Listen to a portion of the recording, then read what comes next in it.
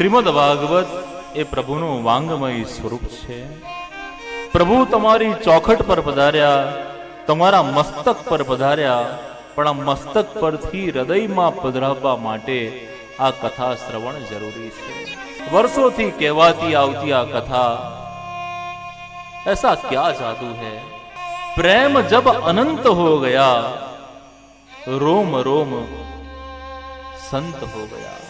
દરેકની સાથે પ્રેમ થાય, ભગવાન અત્ર તત્ર સર્વત્ર વ્યાપક છે એ ભાવ પ્રગટ થાય, ત્યારે સમજવાનું કે પ્રેમ અનંત થયો.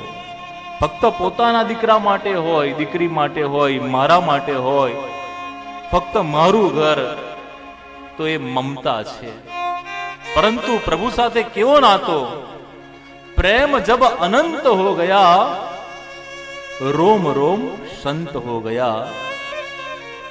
देवालय बन गया बदन, देवालय बन गया बदन, और हृदय तो महंत हो गया, हृदय तो महंत हो गया.